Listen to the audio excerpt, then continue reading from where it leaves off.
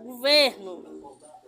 Bolsonaro tentou trazer joias da Arábia Saudita via nada, a declarar na alfândega. Funcionário da Receita Federal relatou nesta segunda-feira 6 que o assessor do ex-ministro das Minas e Energia, Bento Albuquerque, tentou esconder as joias presentes do governo da Arábia Saudita para então primeira-dama Michele Bolsonaro.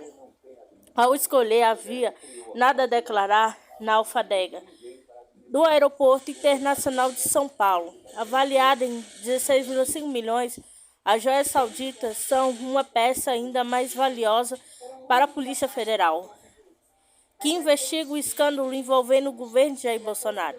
De acordo com um funcionário da Receita Federal, declarou hoje, durante uma reunião entre representantes do Ministério Público Federal em Guarulhos, da Polícia Federal e da Receita Federal, na cidade da Grande São Paulo, que o assessor do ex-ministro de Minas e Energia, Bento Albuquerque, tentou esconder as joias supostos presentes do governo da Arábia Saudita para então primeira-dama Michele Bolsonaro.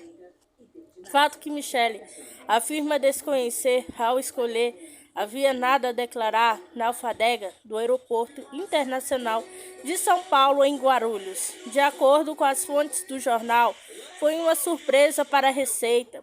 O fato de então o ministro Bento Albuquerque ter deixado de informar que levava presentes a Bolsonaro, já que na ocasião o ex-ministro teria sido informado da necessidade da declaração, uma vez que no Brasil qualquer peça com valor acima de 5 mil tem quase ser declarada.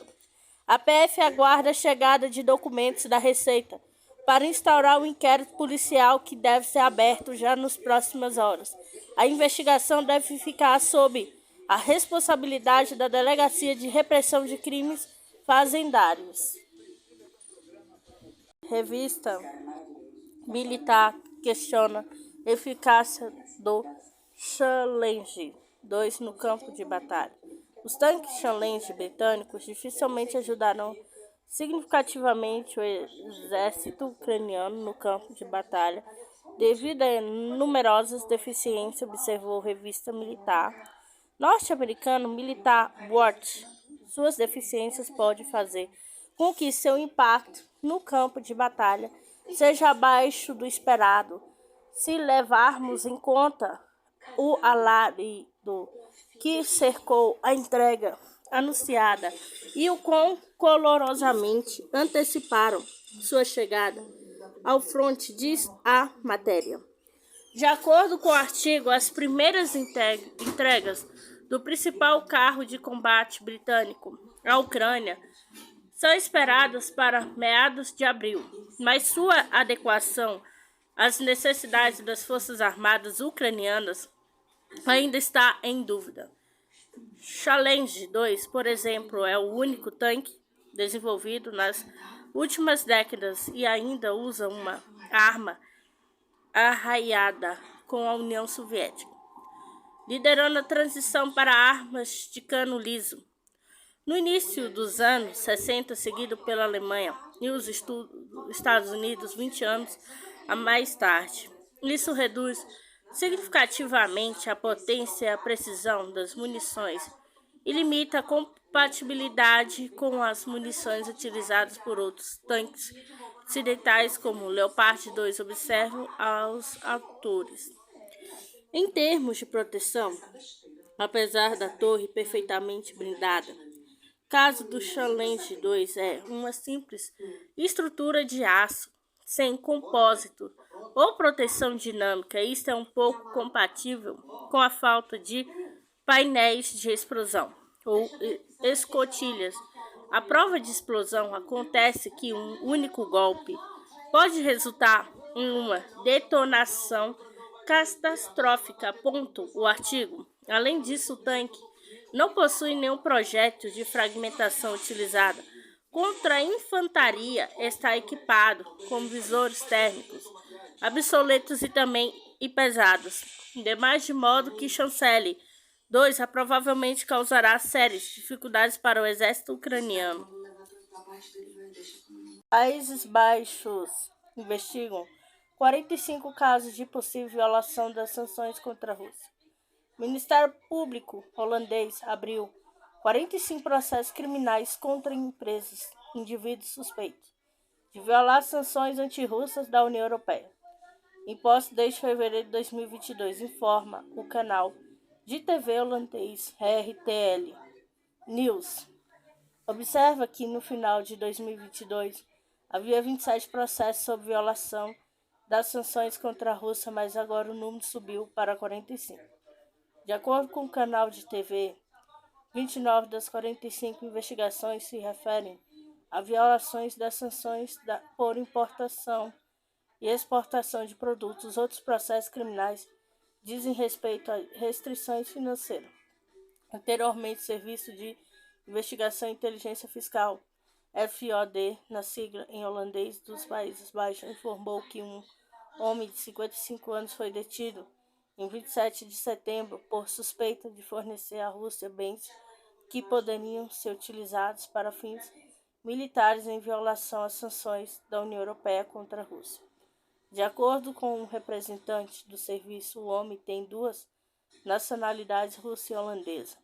De acordo com informações da mídia, detido Dmitry e acusado de tentar vender produtos acionados, inclusive microchips, no valor de 2.011,7 milhões para a Rússia.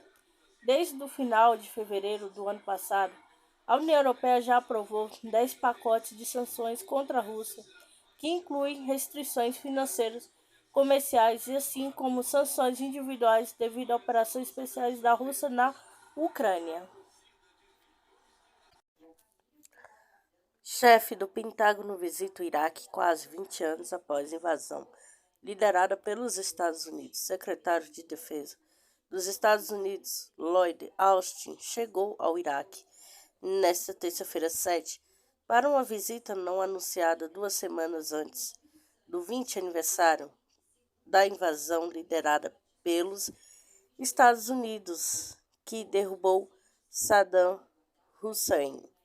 Eu estou aqui para reafirmar a parceria estratégica dos Estados Unidos e Iraque, à medida que avançamos em direção a um Iraque mais seguro, estável e soberano, escreveu Austin no Twitter, após seu desembarque em Bagdá.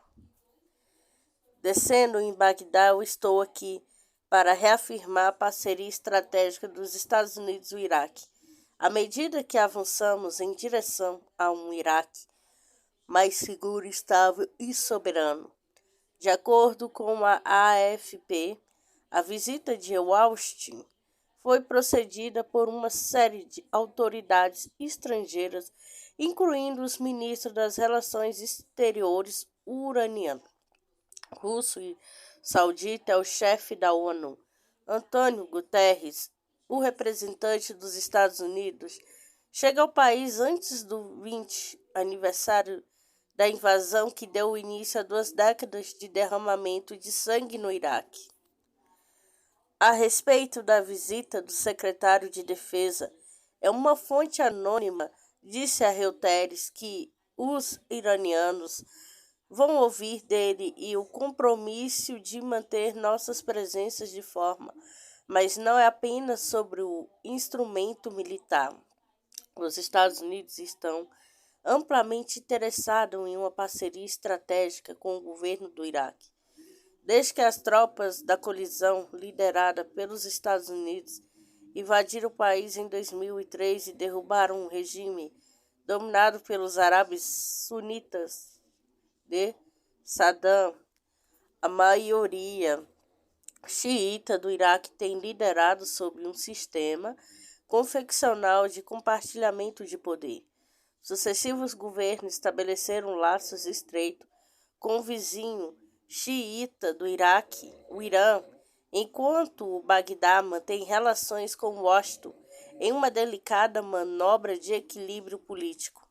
Mas a ajuda do Irã e dos Estados Unidos no combate contra as forças da organização terrorista proibida na Rússia e vários outros países que invadiram áreas do norte e oeste do Iraque. Em 2014, o fim das operações de combate das tropas da coalizão lideradas pelos Estados Unidos só foi anunciado no final de 2021, mas algumas unidades permaneceram destacadas no território para fornecer aconselhamento e treinamento em forças de segurança locais.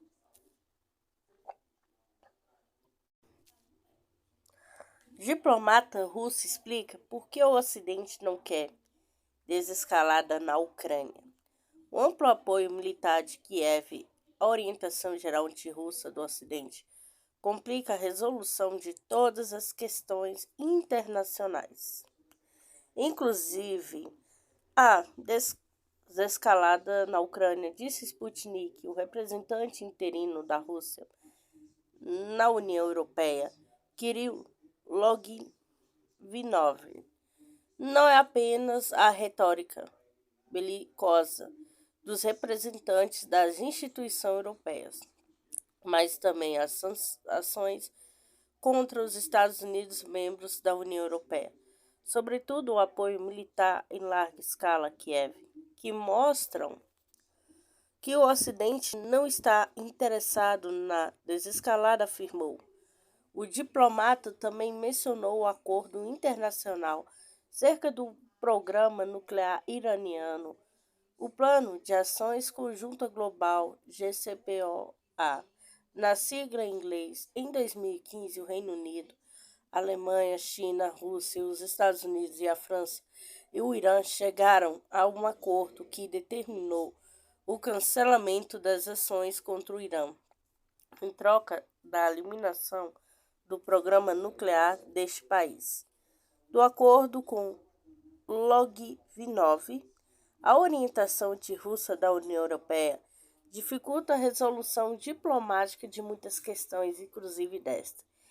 O curso antirrusso certamente afeta a discussão de todas as questões internacionais, inclusive do GCPO, o que definitivamente complicará seriamente se o que não tornar impossível a sua solução diplomática bem-sucedida, disse o diplomata. Tudo era previsível. Na conversa com Sputnik, o representante da Rússia também abordou a questão das sanções. Em 25 de fevereiro, a União Europeia introduziu um novo e 10º pacote de sanções contra a Rússia, ampliando as restrições pessoais de exportação, bem como introduzindo novas proibições à mídia russa. Segundo ele, as novas sanções contra a Rússia eram imprevisíveis, mas pouco mudam para a Rússia. Para Moscou, o conteúdo do 10º pacote de sanções era amplamente previsível à União Europeia. Mais uma vez ampliou várias listas negras e restrições ilegítimas às exportações e importações. Entretanto, na prática, estas medidas, se falamos do comércio, por exemplo, pouco muda para a Rússia porque muitas cadeias de abastecimento foram interrompidas muito antes da introdução das restrições formais, que apenas fixaram o estatuto, o qual apontou. Ao mesmo tempo, Logvinov está certo que o cansaço das sanções impostas à Rússia se acumulará entre as empresas da União Europeia, que têm de encontrar uma maneira de comercializar suas mercadorias fornecidas antes ao grande mercado russo por décadas. Discriminação na Europa civilizada.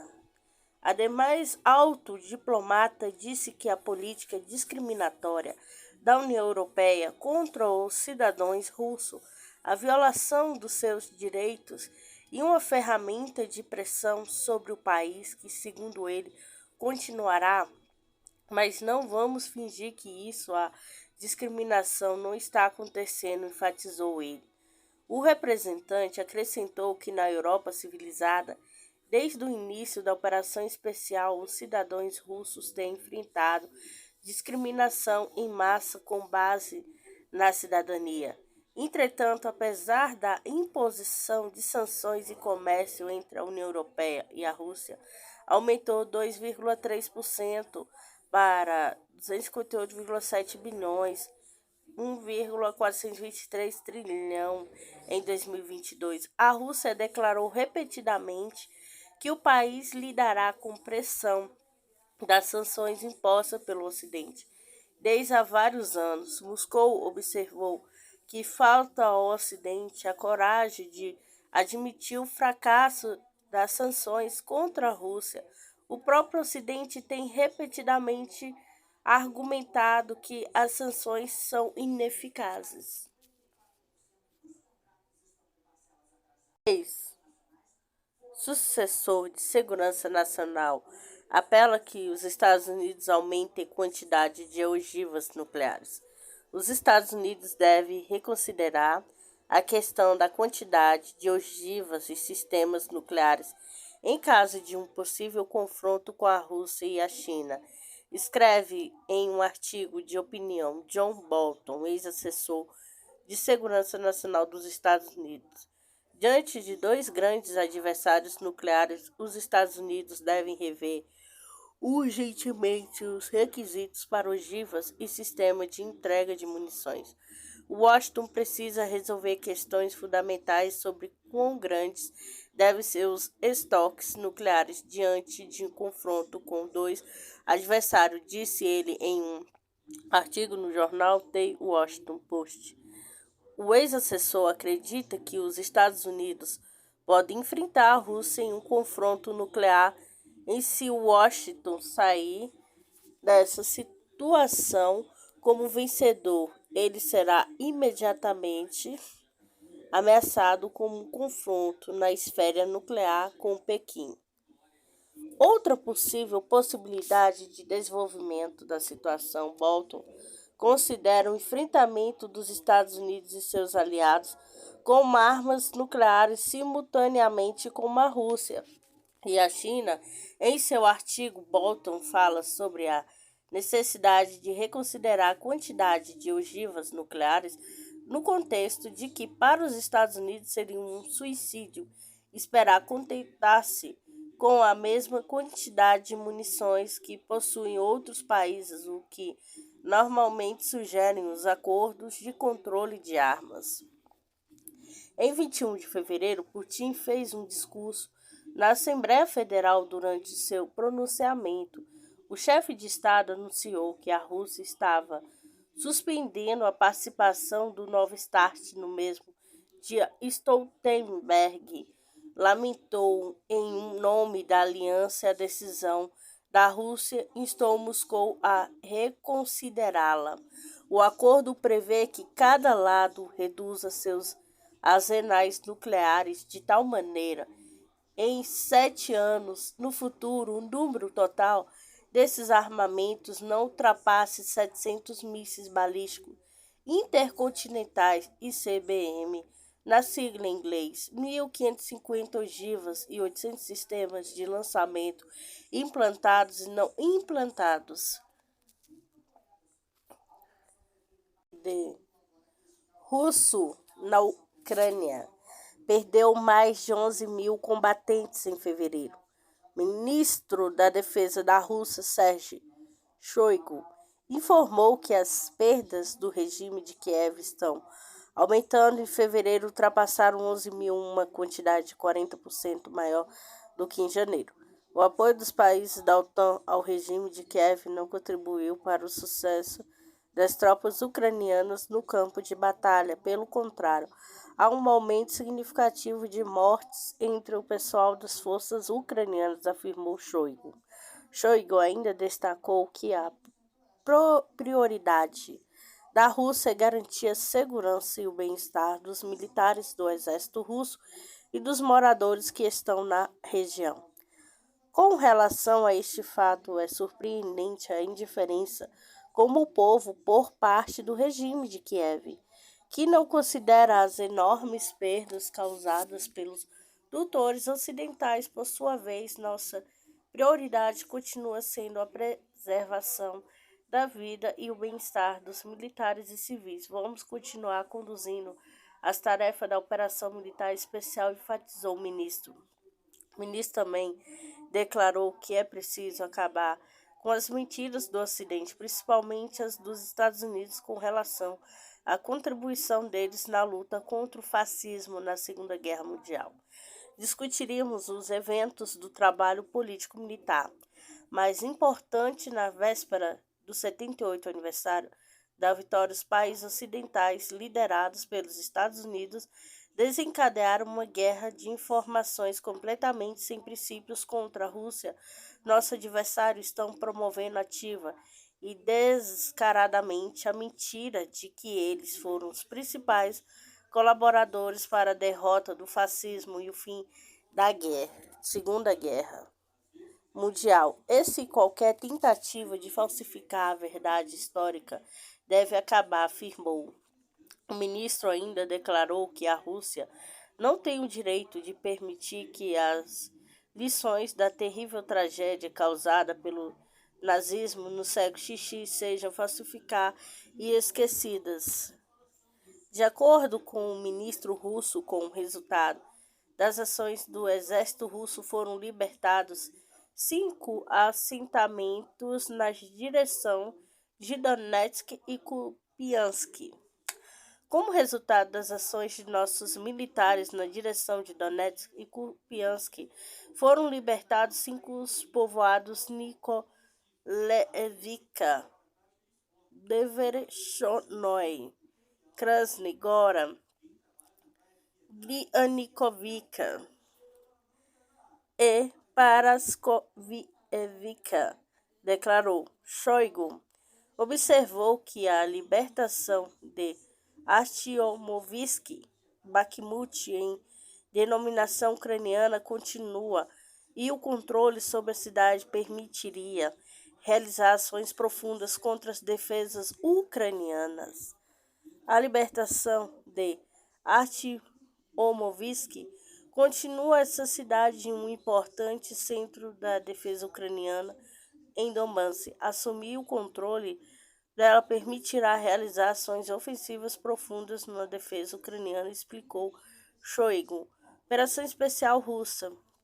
Em 24 de fevereiro de 2022, o presidente da Rússia, Vladimir Putin, anunciou o início de uma operação militar especial para desmilitarização e desnazificação da Ucrânia.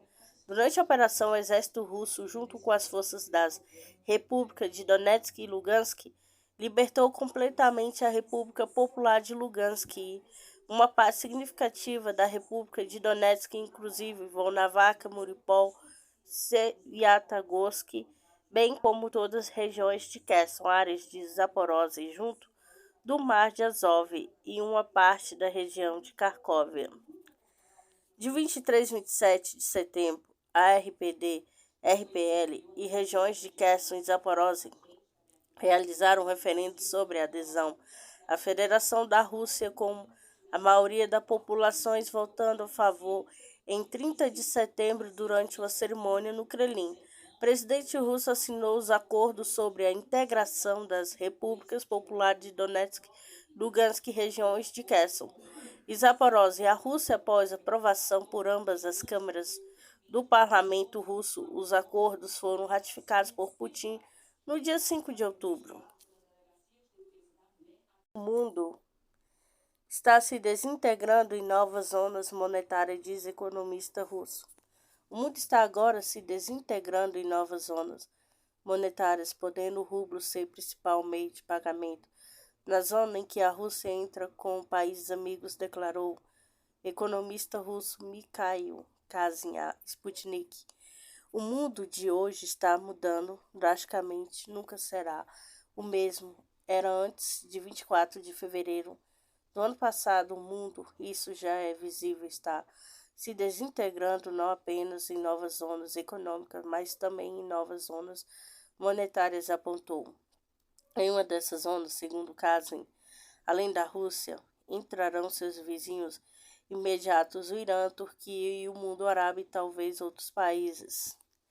Quando pergunta que tipo de moeda estaria nossa zona, o O especialista disse que é difícil dizer agora. Talvez seja o nosso rublo ou haja outra moeda comum, como digamos na União Europeia, acrescentou Kazin. O economista também observou que as ações inadequadas do Ocidente levaram à degradação em suas economias e como uma mudança de elites, novos líderes certamente vão querer melhorar as relações com a Rússia. O Ocidente está à beira de uma crise profunda. As ações de seus líderes são tão inadequadas que não é mais surpreendente que as economias dos Estados Unidos e da Europa Ocidental esteja se deteriorando, como evidenciado pela altíssima inflação, a contração significativa dos setores industriais de serviços, queda nas vendas no varejo, enfatizou Kazin. Desde o final de fevereiro do ano passado, a União Europeia já aprovou 10 pacotes de sanções contra a Rússia, que incluem restrições financeiras comerciais, assim como sanções individuais devido à operação especial da Rússia na Ucrânia. Estátua de esfinge de possível imperador romano encontrado em templos no Egito. Uma missão arqueológica egípcia revelou uma esfinge que pode representar um imperador romano perto do templo de Dendera, 500 quilômetros ao sul do Cairo, Egito. As esfinges de calcário foi encontrada em um tanque de água bizantino, em uma tumba de 2 andares, informou o Ministério de Turismo e Antiguidades do Egito. A estátua encontrada é parecida com uma famosa esfinge de 20 metros de altura no complexo das pirâmides de Gizé, porém é consideravelmente menor.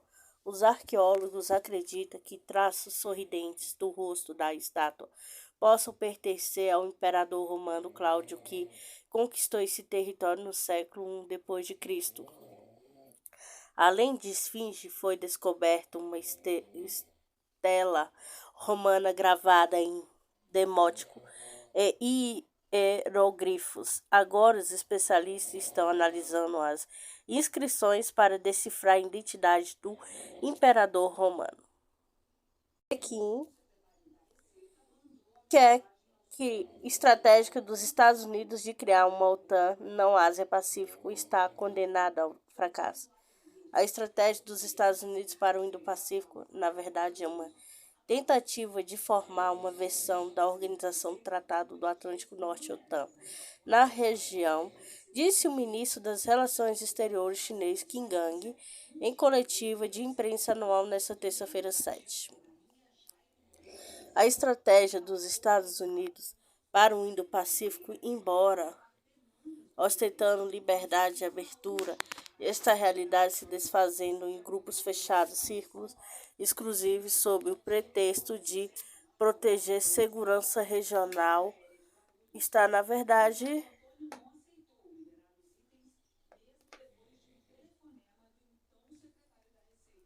círculos exclusivos sob o pretexto de proteger segurança regional, está, na verdade, provocando confrontos, planejando organizar uma versão na Ásia-Pacífico da OTAN, disse Qin Gang. O diplomata enfatizou que o objetivo da estratégia norte-americana para o Indo-Pacífico é conter a China, mas está condenada ao fracasso. A região da Ásia-Pacífico deverá ser um palco para uma cooperação mutuamente benéfica, não um tabuleiro de xadrez para o confronto geopolítico, disse o chefe da diplomacia chinesa. Segundo Gang, uma guerra fria não deve começar na Ásia, é uma crise de estilo ucraniano, não deve de forma alguma ser reproduzida na região. Durante a coletiva de imprensa, o chanceler chinês questionou as diferentes oposições dos Estados Unidos sobre soberania nas situações de Taiwan e Ucrânia. O povo chinês está razoavelmente fazendo perguntas porque, quando se trata da Ucrânia, os Estados Unidos se queixam de respeitar a soberania e a integridade territorial, mas quando se trata da questão de Taiwan, da China, eles não respeitam a soberania e a integridade territorial da China e indagou. No início de março, a China fez uma reclamação aos Estados Unidos com relações a provocações de um possível acordo de venda de mais de 600 milhões, 3 bilhões em munições para caça F-16 e equipamentos americanos para Taiwan. Submarinos russos fazem soar alarmes na costa dos Estados Unidos. Afirmou que os comandantes observadores militares dos Estados Unidos soaram os alarmes sobre a atividade da frota de submarinos russos e milhares de milhas da costa dos Estados Unidos. A mídia destaca o poder da marinha russa e relata que as presenças de submarinos russos está crescendo na costa americana e no Mediterrâneo. A marinha russa conta com uma das frotas mais diversificadas no mundo, com embarcações capazes de transportar mísseis balísticos com ogivas nucleares. O jornal ainda observa que a Rússia segue elevando as capacidades de sua frota, capaz de atingir a maioria dos alvos críticos nos Estados Unidos e na Europa. Anteriormente, o general das Forças Aéreas dos Estados Unidos, Glenn Van Werk, destacou e alertou a presença de um submarino nuclear russo de classe Severodvinsk na costa americana e que causou grande preocupação no comando do país. Os novos navios russos são mais silenciosos e rápidos e podem permanecer debaixo da água em profundidades maiores. Especialistas americanos confirmaram que os submarinos russos movidos a energia nuclear são os mais letais e os mais furtivos, e os que têm maior resistência entre as forças navais. E por isso sua presença em torno da costa americana é uma grande preocupação não só para os comandantes, como para as autoridades do país. Ativa de Estados Unidos abaterem mísseis balísticos será declaração de guerra, adverte Coreia do Norte. Kim Il-jong, irmão do líder norte-coreano Kim Jong-un, advertiu qualquer tentativa de os Estados Unidos abaterem um míssil intercontinental norte-coreano no Oceano Pacífico. Será considerado uma declaração de guerra. Segundo a agência de notícias KCNA, as declarações ocorreram logo após a mídia sul-coreana relatar as advertências de John Aquilino, responsável pelo comando do Indo-Pacífico dos Estados Unidos. O comandante norte-americano notificou que se a Coreia do Norte lançar um míssil balístico intercontinental em direção ao Pacífico, Washington o abateria imediatamente. O Oceano Pacífico não pertence aos Estados Unidos ou Japão. Seria muito interessante ver como os Estados Unidos, cujas forças realizam frequentemente lançamento de teste de armas estratégicas no Pacífico, como se fosse seu quintal, responderiam se um terceiro país tentasse os interceptar, assegurou Kim Il-jong. Ela também enfatizou que será considerada uma clara declaração de guerra contra a Coreia do Norte, caso ocorra uma resposta militar com intercepções contra os testes de armas estratégicas que são realizados sem ameaçar a segurança dos países vizinhos em mar aberto e espaço aéreo não pertencente aos Estados Unidos. Na segunda-feira, 6, Washington e Seul conduziram exercícios militares no Mar Amarelo, contando com a participação do bombardeiro nuclear americano B-52H. Anteriormente, a Coreia do Norte acusou os Estados Unidos de agravarem intencionalmente a situação na Península da Coreia região. O perigo de uma guerra nuclear na Península da Coreia está passando do cenário imaginário e um real devido às ações irresponsáveis dos Estados Unidos e da Coreia do Sul, comunicou o Ministério das Relações Exteriores da Coreia do Norte. China diz estar pronta para tomar todas as medidas necessárias para se reunificar com Taiwan. Pequim fará todos os esforços para reunificar reunificação pacífica com Taiwan. Está pronta para tomar as medidas necessárias, não se devendo subestimar a China, declarou nesta terça-feira 7, na conferência de imprensa anual, o ministro das Relações Exteriores chinês Qin Gang. Continuaremos a empregar nossos melhores esforços com toda a sinceridade para alcançar a reunificação pacífica da pátria, como máxima sinceridade e esforços, enquanto mantemos aberta a possibilidade de tomar as medidas necessárias, disse o chanceler da China. Ele ressaltou que ninguém deve subestimar a firme determinação e vontade inabalável e a capacidade considerável do governo e do povo chinês de proteger a soberania do Estado e a integridade territorial. Durante a conferência, o chefe da diplomacia chinesa abordou a questão da Ucrânia, dizendo que Pequim tem questão a colocar o Washington porque os Estados Unidos falam sobre a soberania quando se trata da Ucrânia, mas esquece isso na questão de Taiwan.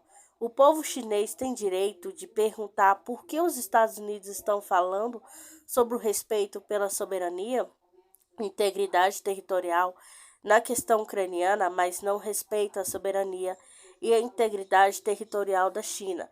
Na questão de Taiwan, indagou Gang. O chanceler também questionou por que, ao impedirem para a China não fornecer armas à Rússia, os Estados Unidos há muito tempo armam Taiwan em violação do comunicado bilateral de 17 de agosto de 1988. De acordo com este documento, os Estados Unidos comprometeram-se a não exceder a quantidade ou qualidade dos carregamentos de armas para a ilha, bem como anunciado sua intenção de reduzir gradualmente esses carregamentos. Pequim observou que Gang não é parte do conflito na Ucrânia e não fornece armas para nenhum dos lados. Ucrânia quer canibalizar bombas de fragmentação dos Estados Unidos para usá-la em drones, diz Reuters. A agência de notícia Reuters afirmou que o regime de Kiev solicitou aos Estados Unidos fornecimento de bombas de fragmentação MK-20. Conforme a mídia, citando fontes ligadas ao assunto, o regime de Kiev está certo de que os projéteis MK-20 possuem maior capacidade de perfuração do que as munições habituais lançadas por drones. Com isso, Kiev pretende canibalizar as bombas de fragmentação americanas para lançá-las a partir de drones e tentar causar maiores danos às blindagens do adversário. A Ucrânia vem pressionando constantemente o Congresso norte-americano para aprovar a venda de armas. Vale ressaltar que as munições de fragmentação banidas por mais de 120 países geralmente lançam grandes quantidades de pequenas bombas que podem atingir uma ampla área, podendo atingir civis. Recentemente, a administração norte-americana de Joe Biden anunciou um novo pacote militar de 400 milhões, 2,2 bilhões, que inclui o veículo de combate Bradley, munições para lançadores múltiplos de foguetes e mares e abuseiros, anunciou na sexta-feira 3 Antony Blinken, secretário dos Estados Unidos. Washington também deverá fornecer a Kiev munições adicionais de artilharia de 155 mm e 105 mm, munições de 25 mm, equipamentos de teste e diagnóstico para apoiar a manutenção e reparação de veículos, segundo um comunicado de imprensa publicado pelo Departamento de Defesa dos Estados Unidos. Desde janeiro de 2022, os Estados Unidos forneceram à Ucrânia equipamentos militares no valor de mais de 50 bilhões, 216 bilhões, excluindo outros tipos de assistência por dezenas de bilhões de dólares.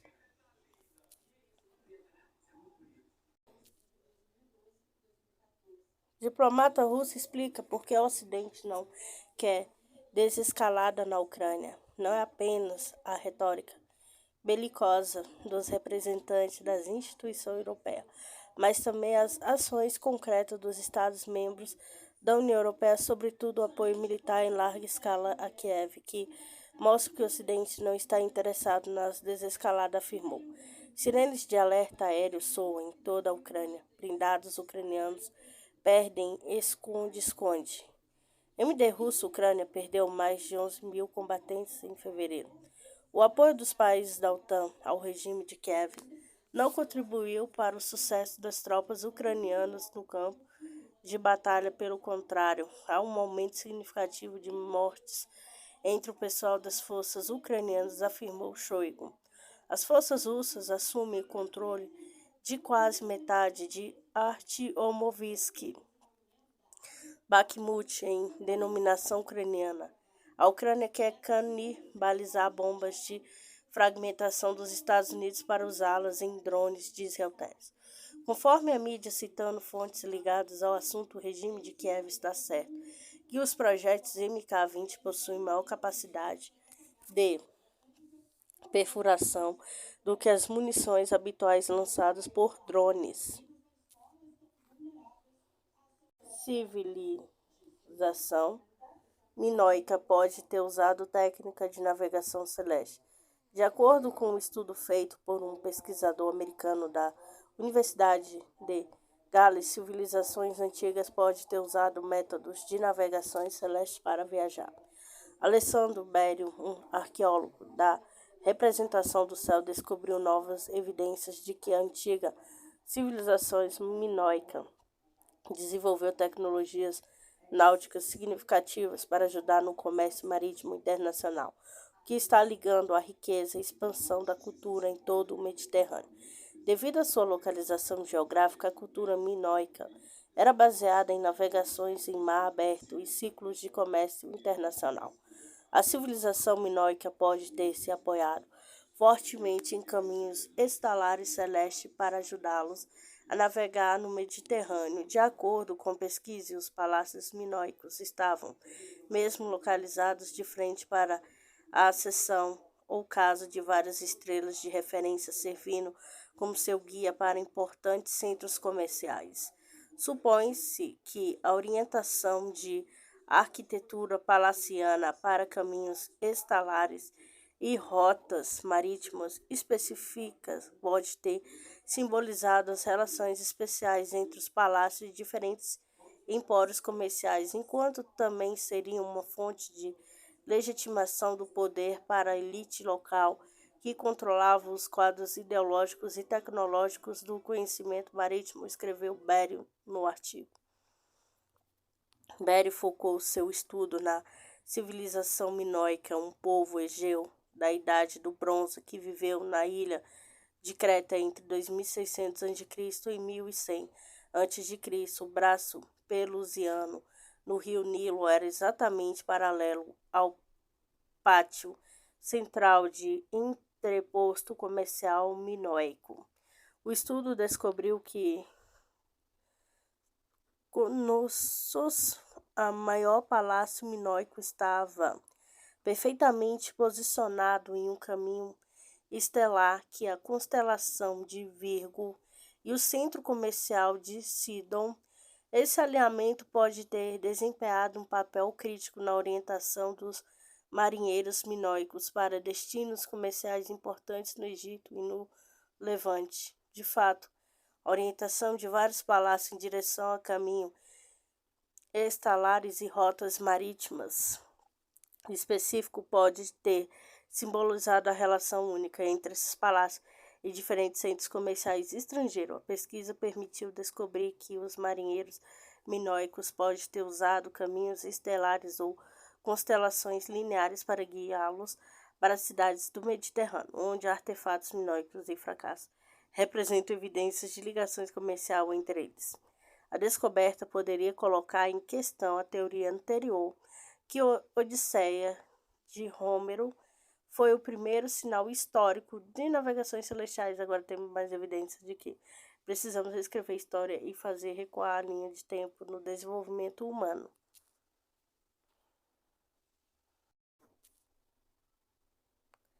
Rússia desenvolveu uniforme tático blindado para suas tropas.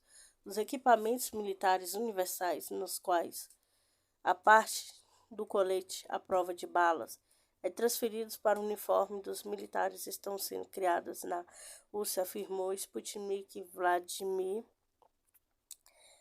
Drobiak, diretor da empresa Chiturmi.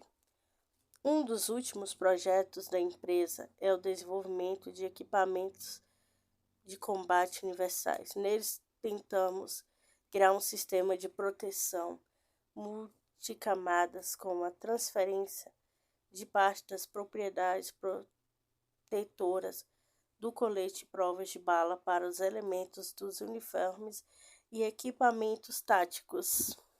Explicou. A criação do equipamento de combate universal para o exército russo é uma tarefa difícil e necessária para elevar a segurança e efetividade dos militares no campo de batalha, observou Drobiak. O uniforme deverá contar com a praticidade das roupas casuais, bolsos, leveza, contudo, poderá ser utilizado no campo de batalha para realizar diferentes tipos de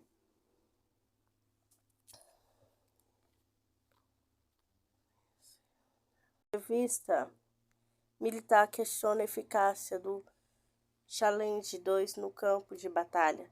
Os tanques Challenge britânicos dificilmente ajudarão significativamente o exército ucraniano no campo de batalha, devido às numerosas deficiências, observou a revista militar norte-americana Militar Watch. Suas deficiências podem fazer com que seu impacto no campo de batalha seja abaixo do esperado. Se levarmos em conta o alariado que cercou a entrega anunciada e o quão calorosamente anteciparam sua chegada à fronte, diz a matéria. De acordo com o artigo, as primeiras entregas do principal carro de combate britânico à Ucrânia são esperadas para meados de abril, mas sua adequação às necessidades das forças armadas ucranianas ainda está em dúvida. Challenge 2, por exemplo, é o único tanque desenvolvido nas últimas décadas e ainda usa uma arma raiada com a União Soviética, liderando a transição para armas de cano liso. No início dos anos 60, seguida pela Alemanha e os Estados Unidos 20 anos mais tarde. Isso reduz significativamente a potência e a precisão das munições e limita a compatibilidade com as armas-munições utilizadas por outros tanques ocidentais, como o Leopard 2, observam os autores. Em termos de proteção, apesar da torre perfeitamente blindada, o casco de Chancellor 2 é uma simples estrutura de aço sem compósito ou proteção dinâmica. Isto é pouco compatível com a falta de painéis de explosões ou escotilhas à prova de explosões acontece em um único golpe. Pode resultar em uma detonação catastrófica, aponta o antigo. Além disso, o tanque não possui nenhum projétil de fragmentação utilizada contra a infantaria. Está equipado com visores térmicos obsoletos e também é pesado demais, de modo que Chancellor 2 provavelmente causará sérias dificuldades para o exército ucraniano. Setor nuclear brasileiro quer frente parlamentar para combater fake news, diz presidente da ABDAN. Frente parlamentar nuclear no Congresso quer melhorar a imagem do setor, desassociá-lo de vez das bombas de Hiroshima e Nagasaki, do Ocidente, de Fukushima. Em entrevista à Sputnik Brasil, o presidente da ABDAN, Celso Cunha, fala sobre cooperação com a estatal russa Rosatom e papel da Marinha nesse setor-chave para o desenvolvimento brasileiro. No dia 14 de março, a Associação Brasileira para o Desenvolvimento de Atividades Nucleares, ABDAN, promoverá o evento Nuclear Comunicação com o intuito de debater a percepção da opinião pública sobre esse setor-chave da economia nacional. Em entrevista, o presidente da ABDAN, Celso Cunha, reconheceu que o setor nuclear ainda lida com entraves de comunicação e imagem junto à sociedade civil. O mundo foi apresentando ao setor nuclear por meio de duas bombas que destruíram duas cidades, Hiroshima e Nagasaki, no Japão, em 1945, e todos os seus habitantes, disse Cunha. Muitos anos se passaram, mas o impacto desse evento continua. Segundo ele, apesar das evidências científicas, a opinião pública segue cética, com as vantagens da energia nuclear perante outras fontes como termoelétrica ou mesmo a eólica e solar. A energia nuclear é menos perigosa em termos de irradiação de particulados radioativos do que a eólica ou solar, que geram alta irradiação durante o processo de extração de minerais necessário para sua produção a partir de terras raras. Considerou Cunha, não que as demais fontes sejam ruins, cada um tem seus prós e contras.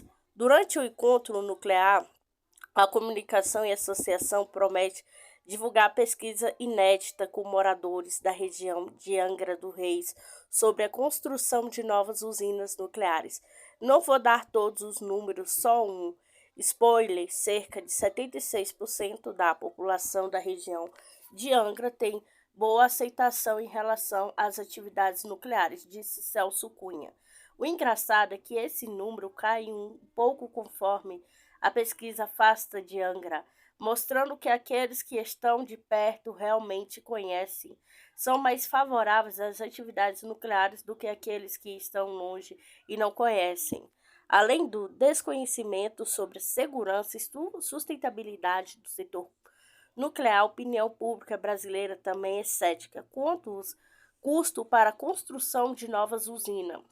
A construção da usina de Angra 3, por exemplo, ainda consumirá cerca de 17 bilhões dos cofres públicos, de acordo com as estimativas da Elenuclear. Para Celso Cunha, no entanto, o investimento é compensado pela estabilidade da geração de energia nuclear, que gera confiabilidade a todo o sistema. Não podemos comparar abacaxi com chuchu. As fontes eólica e solar estão sujeitas a intempéries e são intermitentes. Já a nuclear é uma energia de base e seus custos devem ser comparados aos dos termoelétricos, gás natural, carvão. Nessa comparação, vemos que a única que não emite CO2 é a nuclear, asseverou Cunha. Para aprimorar os esforços de comunicação do setor nuclear, a ABDAN está empenhando em formar uma frente parlamentar mista de tecnologia e atividades nucleares, FPN, no Congresso Nacional sob liderança do deputado federal Júlio Lopes, PP Rio de Janeiro. Segundo Cunha, o projeto já reuniu 103 das 198 assinaturas para que a frente entre em vigor. Esperamos que até maio estejamos com a frente parlamentar trabalhando a todo vapor, disse Cunha. Nosso evento nuclear comunicação será o primeiro rufar nos tambores, como nas escolas de samba, que aquece o couro para juntar as pessoas, combinar com os russos. O evento da ABDAN reunirá participantes de empresas como Eletronuclear, Indústrias Nucleares Brasileiras, INB, da estatal russa Rosatom, que tem papel relevante no desenvolvimento do setor nuclear brasileiro. Colaboramos com Rosatom, assim como colaboramos com outras empresas internacionais, declarou Celso Cunha. O Brasil já definiu sua posição internacional, nos agimos de acordo com a política do nosso governo. No ano passado, a estatal russa assinou memorando de entendimento com a ENBPAR, empresa brasileira responsável pelo setor nuclear, para aprofundar a cooperação em áreas como operação e construção de novas usinas nucleares no Brasil. O Rosatom é a maior fornecedora de radioisótopos para o Brasil e não podemos deixar a população sem diagnóstico e tratamento, considerou o presidente da ABDAN, governo Lula.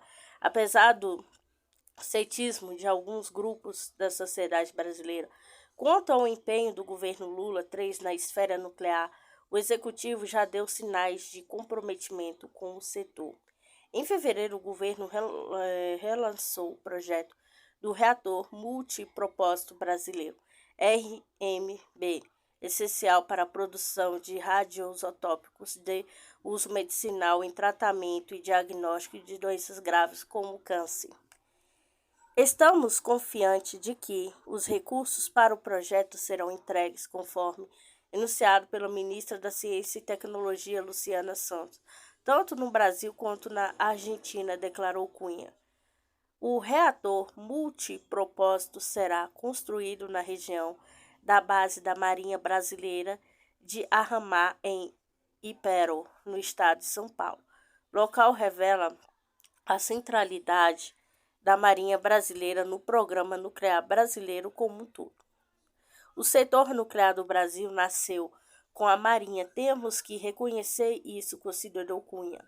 Essa foi a única instituição que nunca parou de pesquisar e desenvolver tecnologia nuclear. A principal conquista brasileira no setor nuclear foi a obtenção da tecnologia do ciclo completo de produção de combustível nuclear e o desenvolvimento de uma centrífuga de tecnologia nacional, graças ao trabalho de figuras da Marinha como Almirante Otton Luiz Pinheiro da Silva. As centrífugas brasileiras são construídas pela Marinha e seu design é um segredo de Estado que acredito estar bem guardado com essa instituição, notou Cunha. Atualmente, a Marinha segue como ator-chave no desenvolvimento da atividade nuclear brasileira ou comandar a construção do submarino nuclear brasileiro ProSub. Durante a reunião com comandantes militares em janeiro de 2023, o presidente Luiz Inácio Lula da Silva reafirmou seu compromisso com o projeto, que deve custar mais de 2,5 bilhões aos cofres públicos. A Marinha tem necessidade clara e correta de desenvolver a propulsão nuclear, até porque o transporte marítimo é um dos setores mais poluidores do mundo, disse Cunha. Presidente da ABDAN ainda testou o caráter pacífico do programa nuclear da Marinha, lembrando que o Brasil aderiu ao Tratado de Não Proliferação Nuclear, TNP, e proíbe a pesquisa e desenvolvimento de armamentos nucleares no seu texto constitucional. No dia 14 de março, Associações Brasileiras para o Desenvolvimento de Atividades Nucleares, ABDAN, promoverá o evento Nuclear Comunicação em parceria com a Eletronuclear na Casa Fischer, no Rio de Janeiro. A ABDAN atua há mais de 3 décadas no Brasil, reúne mais de 30 empresas do setor nuclear e possui acordo de cooperação com a Agência Internacional de Energia Atômica, AIEA.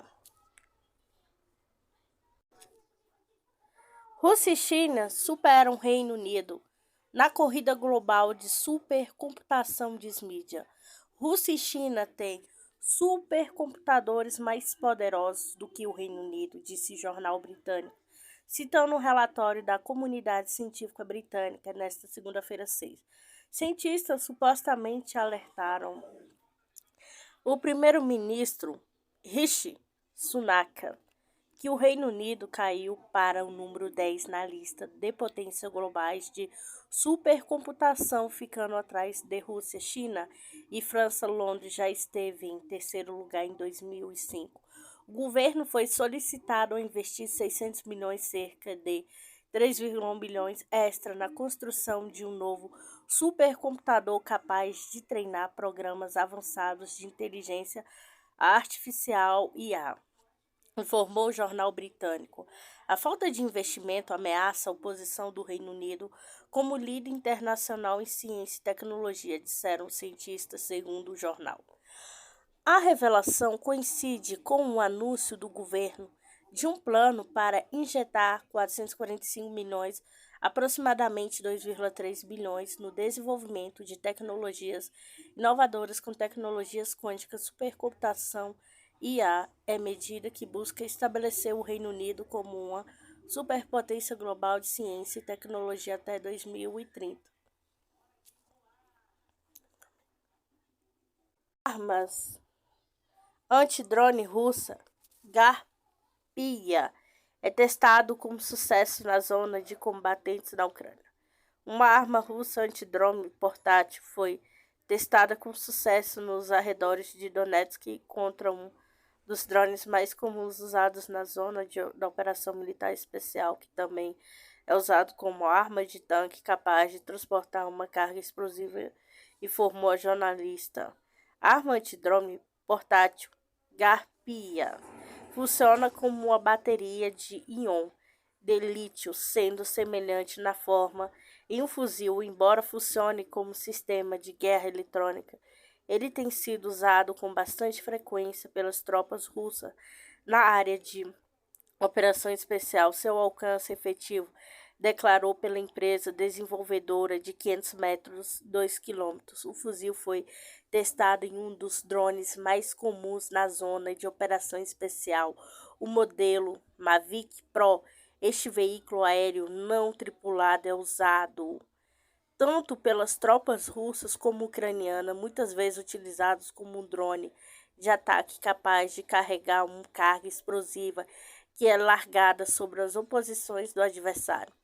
Quando o veículo aéreo não tripulado é atingido pela arma antidrone, o aparelho perde contato com o controle remoto do operador VANT, que fica operado ou então vai para o ponto inicial, o local de decolagem é aterrissagem definido pelo operador antes do voo. De acordo com o jornalista, todos os parâmetros essenciais do dispositivo foram confirmados.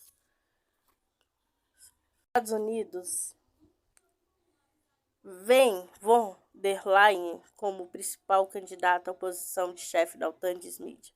Washington considera a presidente da Comissão Europeia, Ursula von der Leyen, sua candidata de escolha para o cargo de secretário-geral da OTAN, informou o jornal italiano La Repubblica nesta terça-feira. Von der Leyen não se opõe a ser eleita como presidente da Comissão Europeia, mas também poderá chefiar organizações do Tratado do Atlântico Norte da OTAN, sendo esta oportunidade cada vez mais retalhista devido à oposição dos Estados Unidos, disse o jornal. O presidente dos Estados Unidos, Joe Biden, há muito deixou claro que chegou a hora de a aliança conseguir sua primeira secretária-geral, e sendo ex-ministra da Defesa da Alemanha, von der Leyen, tem todas as competências e características que este cargo exige, relatou La República, acrescentando que sua visita ao Canadá e os Estados Unidos deve ser considerada sob essa perspectiva. A mídia acrescentou que a eleição de alta executiva da União Europeia como chefe da OTAN seria ideal para Washington, já que ela deve terminar seu mandato de 5 anos à frente da Comissão Europeia no verão europeu de 2024. Nesse sentido, os Estados Unidos estão aumentando a pressão para persuadir a atual secretário-geral da OTAN, Jens Stoltenberg, da Noruega, e prolongar ainda mais o seu mandato, que já foi prorrogado por um ano devido à situação na Ucrânia. Diz que não há pré-requisitos para transposição pacífica na Ucrânia. Não há condições prévias para uma transição pacífica da situação na Ucrânia. A Rússia está alcançando seus objetivos através da operação militar especial, disse o porta-voz do presidente russo Dmitry Peskov. Agora sabem que a operação militar especial continua, não há nenhumas condições prévias para a transições para algum tipo de curso pacífico nessa situação. Por isso, a Rússia está procurando cumprir suas tarefas e alcançar seus objetivos, continuando a realizar a operação, informou Peskov. Segundo ele, Washington faz tudo o que pode para continuar o conflito na Ucrânia. Anteriormente, o ministro das Relações Exteriores chinês, Qin Gang, disse em uma coletiva de imprensa anual que os esforços para facilitar as negociações sobre a crise ucraniana foram repetidamente frustrados, como se uma mão invisível estivesse ajudando a prolongar e escalar o conflito. Aqui provavelmente podemos discordar de nossa os camaradas chineses. É claro, é uma piada. Sabem onde está a piada? Porque essa mão não é invisível, essa mão é visível. E essa mão é dos Estados Unidos. Essa mão é de Washington. Washington não quer acabar com este conflito. Washington está fazendo de tudo para continuar esse conflito. Essa é a mão visível, disse o porta-voz do presidente russo, comentando as declarações do ministro das Relações Exteriores chinês. Peskov também apontou que a oposição da China sobre a situação na Ucrânia é natural, já que um país tão grande e poderoso não pode deixar de ter sua voz em que estão na agenda global. A operação especial na Ucrânia. Em 24 de fevereiro de 2022, o presidente da Rússia, Vladimir Putin, anunciou o início de uma operação militar especial para desmilitarização e desnazificação da Ucrânia. Durante a operação do exército russo, junto com as forças de República Donetsk e Lugansk, libertou completamente a República. Após aprovação por ambas as câmaras do parlamento russo, os acordos foram ratificados por Putin no dia 5 de outubro. Mídia em viagem à China. Lula levará a proposta para a negociação final da fábrica da Ford na Bahia. No final deste mês, Lula viajará à China dos dias 27 e 30 e dentro dos assuntos a serem abordados estarão os detalhes finais de uma negociação que já está avançando, a retomada da antiga fábrica da Ford pela montadora chinesa BYD. Na semana passada, o negócio foi amplamente divulgado e metas foram informadas sobre o investimento de cerca de 3 bilhões na instalação de 3 fábricas no estado, tendo como objetivo produção de 30 mil veículos, podendo chegar à capacidade produtiva de 150 mil unidades por ano, conforme noticiado. De acordo com o jornal O Globo, o presidente Luiz Inácio Lula da Silva deve defender que fornecedores de peças, baterias e pneus acompanhem a indústria automobilística se instalem no polo da região. O presidente do Sindicato dos Metalúrgicos de Camaçari, Júlio Bonfim Costa Filho, aposta no aproveitamento da fábrica e acredita na formalização do negócio. Este mês, segundo Costa Filho, houve perda de 50 mil postos de trabalho diretos e indiretos com o fechamento da fábrica. O governo Bolsonaro não tinha qualquer responsabilidade com a reindustrialização no país, disse o sindicalista citado pela mídia. As discussões vêm de algum tempo e resultaram na assinatura de um protocolo de intenção no fim do ano passado, entre o governo da Bahia e a montadora chinesa. Portanto, o intuito do presidente de levar a negociação à China é o fato de que, mesmo com as tratativas em estado avançado, o jornal A BYD disse que ainda não há decisão final. De acordo com o especialista de indústria automotiva Cássio Bagriarini, de Brigitte Consulta, as instalações de Camaçari são imensas, eram fabricantes mais de 250 mil veículos por ano.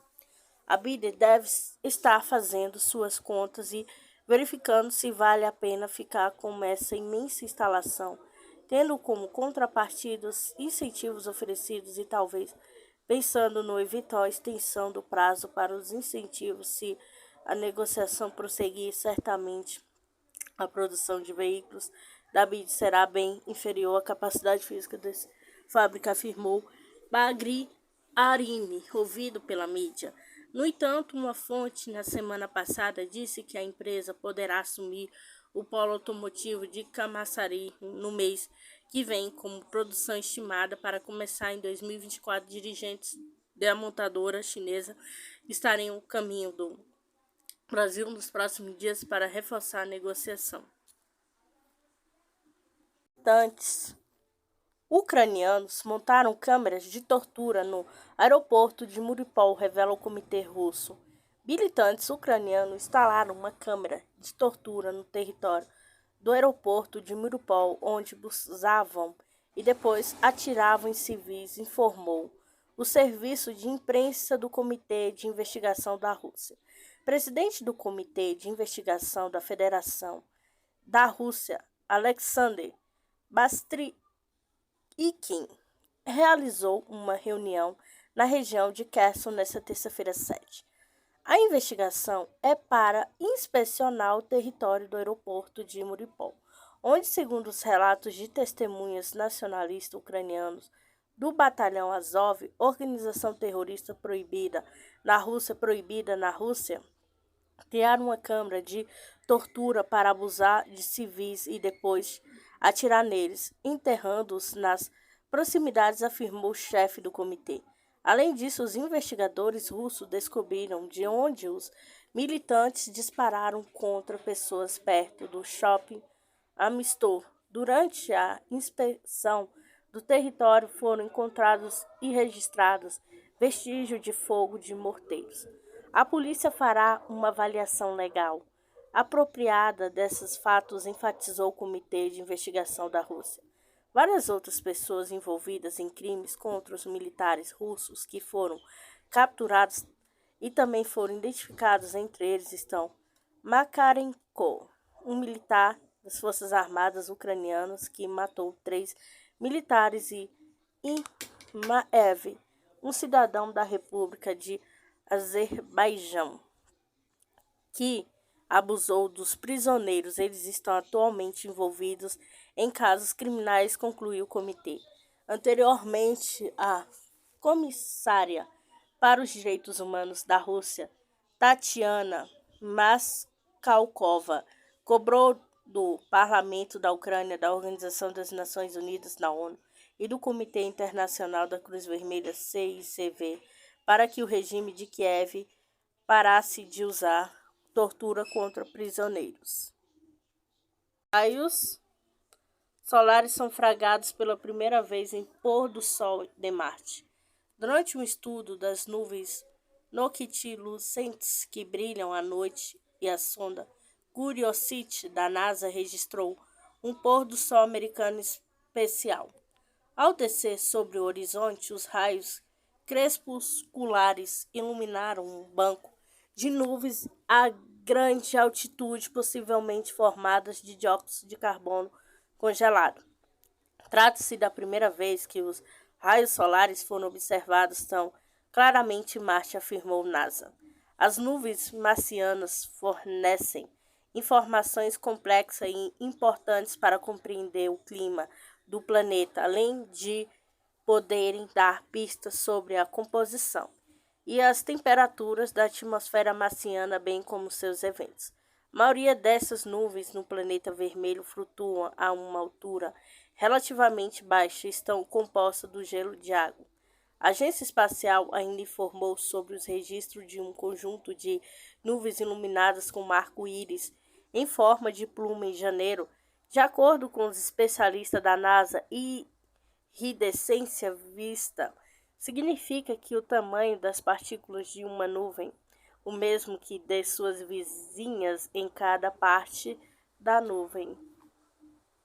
Astrônomos brasileiros descobrem sistema solar semelhante ao nosso. Um grupo de astrônomos descobre exoplanetas no sistema da estrada RIP 104045 de 175 anos-luz da Terra. O sistema dessa estrela é extremamente parecido com o nosso sistema solar. Em idade e propriedades, inclui pelo menos 2 gigantes gasosos. Um deles pesa cerca da metade da massa de Júpiter. Tem um período orbital de 6,3 anos e o outro possui cerca de 2,5 vezes a massa de Netuno. É uma órbita de 316 dias semelhante à Terra.